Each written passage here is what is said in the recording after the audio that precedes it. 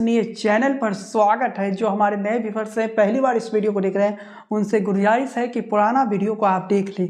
इंडॉक लगातार ही राजनीति के विश्लेषणों में नंबर 1 रहा है। तो चलिए साथियों, आज के इस विश्लेषण की शुरुआत करते हैं। बिहार में सीट बंटवारे पर क्या फॉर्मूला बीजेपी और जेडीयू में तय किया जा रहा है। एक फॉर्मूला मैंने बताया था कि जेडीयू को 12 से 15 सीटें मिल सकती हैं। लगभग इसी पर अब बातचीत चल रही है। जेडीयू को 12 सीटें दी जाएगी। और दूसरी खबर यह है कि जेडीयू को कुछ अन्य राज्यों में हो सकता है कि कुछ सीटें दे दी जाए। बिहार में उसे कम सीटें दी जा रही है, लेकिन अन्य राज्यों में जेडीयू को ज़्यादा सीटें दे दिया जाए। लेकिन नीतीश कुमार कह रहे हैं कि विधानसभा को भंग कर दिया जाए और एक साथ विधानसभा और लोकसभा का चुनाव हो जाए।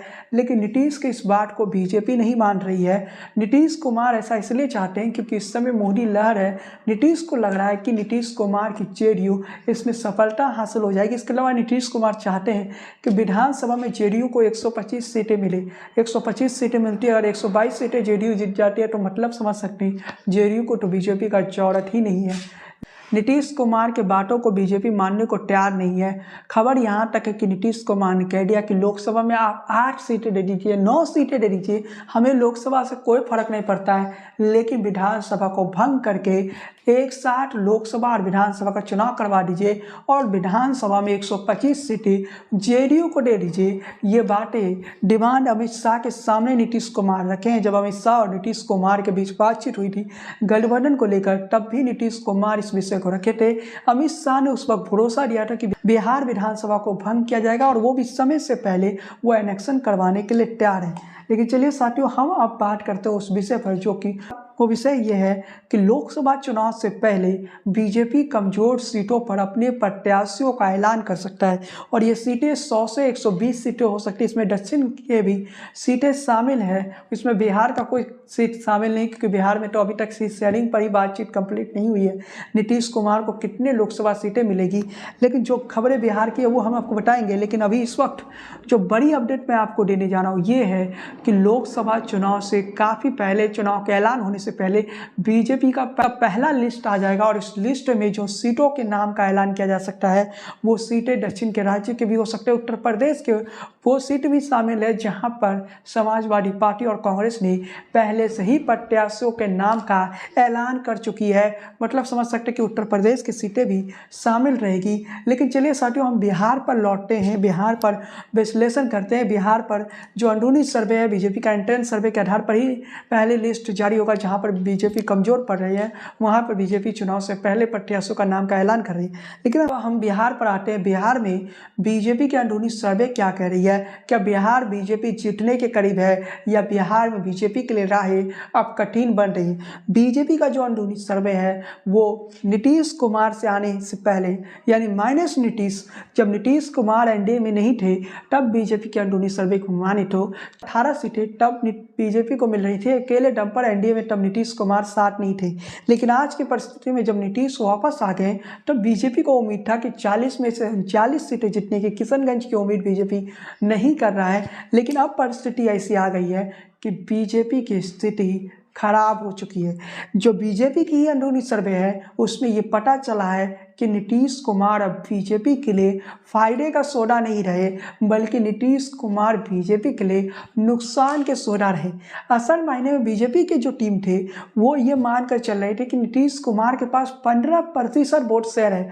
लेकिन जब अंदरूनी सर्वे होता है तो ये बात सामने आती है कि नीतीश का वोट शेयर जो है वो काफ़ी गिर चुका था। नीतीश का वोट शेयर इस कदर गिर चुका है कि अब नीतीश कुमार की जरूरत शायद बीजेपी को नहीं है। कि जो अंदरूनी सर्वे थी एक कल्पनियां नहीं करती है, बल्कि अलग अलग कल्पनियों से अमित शाह करवाते हैं और इसमें कई बड़े कल्पनियां शामिल है। और अमित शाह का सर्वे कभी गलत नहीं होता, ये मान के चलिए। अमित शाह का ही सर्वे था जो कि ये कह रहा था कि छत्तीसगढ़ में बीजेपी जीतने वाला है और छत्तीसगढ़ बीजेपी जीत गई। अमित शाह का सर्वे पहले से बता रहा था मध्य प्रदेश में बीजेपी एक बड़ी जीत हासिल कर लेगा और वही हुआ। लेकिन अमित शाह का ही सर्वे कहता है कि बिहार में बीजेपी के लिए राहें कठिन हो गई, बिहार में बीजेपी के लिए रास्ते कठिन हो गई और बिहार में बीजेपी अब जीत के करीब नहीं है। अमित शाह का सर्वे को माने तो एक नई कहानी बिहार में लिखी जा रही है। वो कहानी क्या है थोड़ा हम आपको बता देते हैं। अमित शाह के सर्वे के अनुसार बिहार में एनडीए को 25 से 30 सीटें मिल रही है, 25 से 30 सीटें। और एक जानकारी दे देना चाहता हूँ कि सर्वे में यहाँ तक कहा गया कि नीतीश कुमार का वोट शेयर 9% से भी नीचे है, 100 से 7 या 8% है। और भी अमित शाह के ही एक सर्वे ने यह जानकारी दिया, अमित शाह के ही सर्वे में ये बातें सामने आई कि बीजेपी और एनडीए का जो कुल सीटें होगा वो 22 भी हो सकता है। इससे बड़ा दुर्भाग्य क्या हो सकता है, इससे बड़ा बुरी वक्त एनडीए के लिए क्या हो सकता है। जो एनडीए उम्मीदें कर रहा था कि नीतीश साथ आ गए हैं तो एक नई सियासी पृष्ठभूमि तैयार होगा, नीतीश साथ आ गए हैं तो एक नई सियासत की कहानी रची जाएगी। लेकिन नीतीश के आने के बाद एनडीए के लिए अब निराशा की भावना है, क्योंकि एनडीए को करीबन 10 सीटें की लॉस लग रही है। और एनडीए ये बात समझ चुका है कि माइनस नीतीश ही ठीक थे, प्लस नीतीश अब कोई फायदेमंद नहीं है।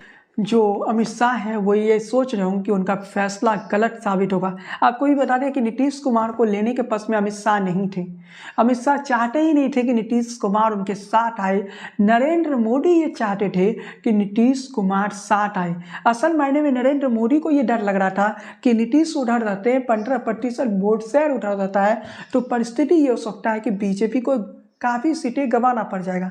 लेकिन अब नरेंद्र मोदी शायद एक गलत फैसला ले लिए, अपने चाणक्य अमित शाह की बातों को सुनते तो ये जरूरत नहीं पड़ती जो आज के हालात है।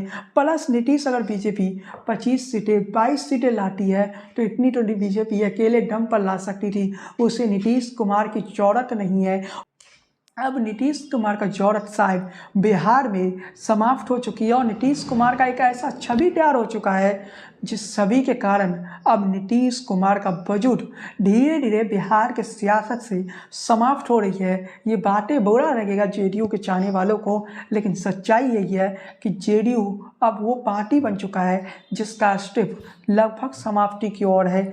अब इसके बाद जेडीयू का कोई भविष्य नहीं है।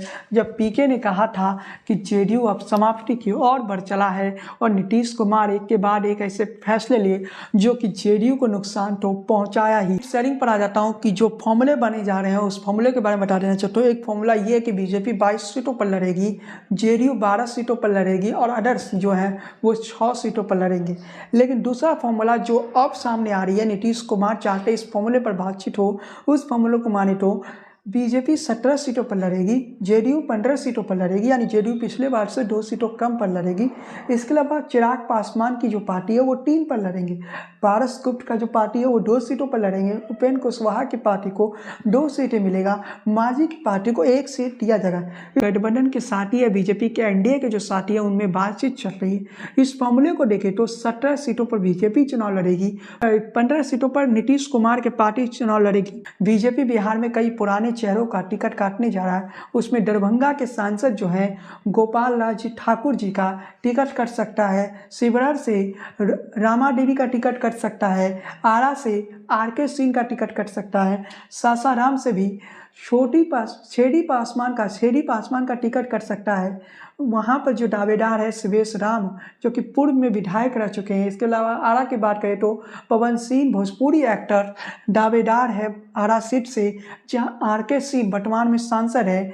महाराजगंज की बात करें तो जनार्दन सिंह का टिकट अब कट सकता है। औरंगाबाद की बात करें तो वहाँ सुशील कुमार सिंह का टिकट कट सकता है। दरभंगा में जो बीजेपी के कैंडिडेट हो सकते हैं, बिहार के पूर्व मुख्यमंत्री जगन्नाथ मिश्रा के बेटे नीतीश मिश्रा को दरभंगा से टिकट मिल सकता है। इस कारण से दरभंगा में जो वर्तमान बीजेपी के सांसद है उनका टिकट कट सकता है। आपको नीतीश मिश्रा के बारे में बता देना चाहते हैं कि नीतीश मिश्रा वर्तमान में विधायक है और वो मंत्री भी रह चुके हैं। जगन्नाथ मिश्रा जो कि बिहार के पूर्व मुख्यमंत्री रहे हैं उनके बेटे हैं। इसके साथ ही हम आगे बढ़ते हैं खबरों में और उस सिलसिले पर हम पहुंचते हैं जो कि काफ़ी महत्वपूर्ण हो जाता है। टिकट की बंटवारे तो बाद में, टिकटों को तो बाद में दिया जाएगा, लेकिन पहले तो ये तो डिसाइड किया जाएगा कौन कहां से लड़ेगा। बीजेपी चाहता है कि वो कटिहार से लड़े। कटिहार इस मायने में महत्वपूर्ण हो जाती है कि कटिहार लोकसभा सीट बीजेपी का किला है और बीजेपी के इस किला में जो बीजेपी के कार्यकर्ता हैं वो कह चुके हैं जेडीयू को अगर टिकट मिला तो बीजेपी के कार्यकर्ता इस बार जेडीयू का साथ नहीं देंगे। हमसे जो बीजेपी के कार्यकर्ता बात करते हैं कटिहार में, ज़्यादातर लोगों का यही बात है कि कटिहार सीट किसी भी कीमत पे बीजेपी को मिले और कटिहार सीट बीजेपी को ही मिलने वाला है, ऐसी खबरें सामने आ चुकी है। लेकिन अगर जेडीयू 15 सीटों पर लड़ता है तो बीजेपी अगर 17 सीटों पर लड़ता है तो शायद ये संभव नहीं होगा। चुनाव लड़ रहा है तो बीजेपी उन्हीं सीटों पर चुनाव लड़ेगा जहां पर बीजेपी पिछले बार जीता और जेडीयू जो है 15 सीटों पर चुनाव लड़, 2 सीटें छोड़ना पड़ेगा और जेडीयू 2 सीट कहाँ छोड़ सकता है। खबर है कि जेडीयू किशनगंज की सीट को छोड़ना चाहता है, किशनगंज में जेडीयू नहीं लड़ना चाहता। सीमांचल में है किशनगंज और सीमांचल में किशनगंज को छोड़ना चाहता है, या भी ये परिस्थिति हो सकती है कि सीमांचल में जब जेडीयू अगर 15 सीटों पर लड़ेगा तो चिराग के गुट को कटिहार का सीट मिल जाए, मतलब चिराग गुट को कटिहार का सीट दे दिया जाए और जेडीयू अपना जीता हुआ सीट कटिहार को छोड़ दे और वहाँ पर चिराग पासवान के गुट लड़ ले। इसके अलावा पशुपति पारस जो हैं उन्हें 3 सीटें मिल रही है, वो कहाँ से लड़ेंगे इस पर कोई डिटेल नहीं है, लेकिन हाजीपुर से चिराग पासवान ने दावेदारी कर दिया कि हाजीपुर से वही लड़ेंगे। ऐसी खबरें भी है कि आने वाले समय जब आचार संहिता लागू हो जाएगा तो इन दोनों गुटों में कोई एक गुट इंडिया अलायंस की तरफ चले जाएगा, वो चिराग पासवान होंगे या पशुपति पारस होंगे, इन दोनों में बन नहीं रही है और ये दोनों में से कोई एक तो एनडीए का साथ छोड़ के जाएगा। देखना है कि कौन साथ छोड़ के जाता है। अगर ऐसी परिस्थिति होती है तो सीटों की संख्या जो है ना वो चिराग पासवान की बढ़ जाएगी और चिराग पासवान 3 सीटों में मान जाएंगे, ये संभव भी नहीं है। चिराग तो 6 सीटें मांगेंगे ही। बिहार की जब सियासत की बात करते हैं तो बिहार में सीमांचल काफ़ी महत्वपूर्ण हो जाता है। सीमांचल मुस्लिम बहुल इलाका है, यहाँ पर बीजेपी जो है काफ़ी बेहतर प्रदर्शन करता है 3 ही सीटों पर, कटिहार, पूर्णिया, अररिया। और ऐसी खबर है कि बीजेपी इन तीनों सीटों को मांग रहा है। इसमें से एक सीट तो अररिया की सीट पर बीजेपी का सांसद है, लेकिन पूर्णिया और कटिहार में नहीं है। मतलब ये दोनों सीटों को बीजेपी अपने पाले में लाना चाहता है, लेकिन जेडीयू कटिहार छोड़ना नहीं चाहता है और जेडीयू किसी भी सूरत में कटिहार को छोड़ना नहीं चाहता है। लेकिन जो सीटों की बंटवारा चल रही है, जो अंदर में बातचीत चल रही है, वहाँ पर दिक्कत यह है कि चिराग पासवान 2 या 3 सीटों में नहीं मानेंगे। चिराग पासवान कह रहे हैं कि उनकी लोक जनशक्ति पार्टी बिहार में मजबूत है, इसलिए उन्हें 6 सीटें मिलनी चाहिए और मामला यहाँ भी अटक रहा है। उसके अलावा जेडीयू भी अपना जीता हुआ सीट नहीं छोड़ना चाहता है।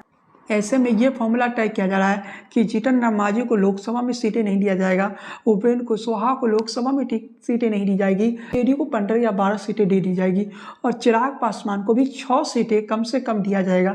अगर ऐसा हो जाता है तो पशुपति पारस जो है ना वो एनडीए में नहीं रहेंगे, वो एनडीए को छोड़ के चले जाएंगे और इंडिया अलायंस की तरफ चले जाएंगे। पारस जो हैं वो रामविलास पासवान के छोटे भाई हैं, सत्ता का सुख छोड़ना नहीं चाहते हैं। वो अगर छोड़ेंगे भी नरेंद्र मोदी का साथ, वो ऐसे उनका कोई वजूद नहीं है, उनकी कोई राजनीतिक वजूद उनकी इस पार्टी का नहीं है।